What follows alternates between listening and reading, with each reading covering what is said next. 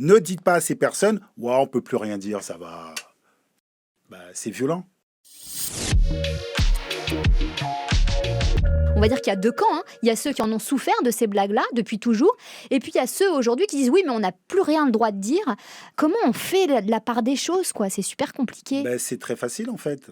Non, c'est super compliqué. Mais non, je trouve pas. Faire une blague et dire à l'autre ouais, mais c'est qu'une blague. Oh, ça va, c'est pour rire. Mais peut-être que ça ne fait pas rire l'autre personne.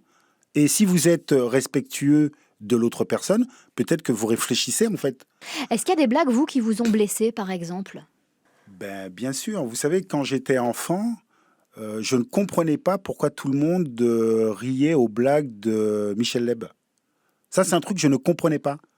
Ouais, mais vous en parliez à l'époque, vous le disiez que ça vous choquait. Bien sûr, quand vous êtes enfant, qu'on m'appelle la noiraude, ça m'a... Ouais, c'est une blague. Ouais, peut-être pour toi, mais pas pour moi.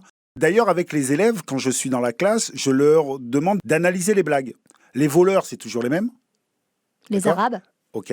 Je le dis, non, mais voilà. Bien sûr, ceux qui ont de l'argent, c'est toujours les mêmes. Les Juifs. Ok. Ça veut dire quelque chose, ça raconte une histoire de la société. Et il y a des gens qui vont demander effectivement qu'on arrête ces blagues, et il y a certains qui vont dire ouais, ça va, on peut plus rien dire. Donc vous voudriez qu'on arrête ces blagues-là? Enfin, c'est pas acceptable, quoi. Mais encore une fois, qu'est-ce que racontent ces blagues? Alors, par exemple, quelqu'un qui fait des blagues sur les Noirs, les Juifs ou les musulmans, et qui vous font rire. Est-ce qu'il y en a? Moi, les blagues de ce type-là, en règle générale, c'est pas trop mon truc. Je préfère des blagues avec des bons mots, des subtilités. Pourquoi ce sont toujours les mêmes qui disent « on ne peut plus rien dire ». On ne peut plus rien dire. On veut dire aux victimes ce qu'ils peuvent accepter ou non. C'est un peu bizarre quand même, non? Et est-ce que ça passe mieux quand, par exemple, c'est Jamel Debbouze qui va faire des blagues sur les Arabes, ou quand c'est Michel Boujna qui va faire des blagues sur les Juifs? Est-ce que ça passe mieux ou c'est pareil? Ça dépend. Par exemple, moi, je veux réussir en faisant des blagues en France. Ouais. Je suis un jeune garçon noir.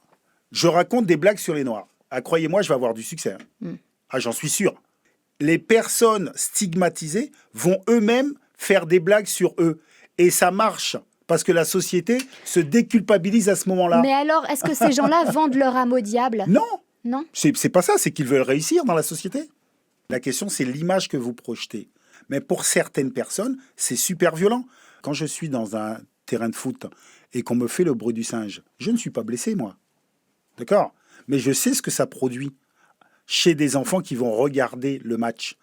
En fait, c'est ça qui est très intéressant. C'est-à-dire que... La perception. Bien sûr, c'est la perception. Parce que le racisme, encore une fois, c'est des traumatismes et c'est une violence existentielle.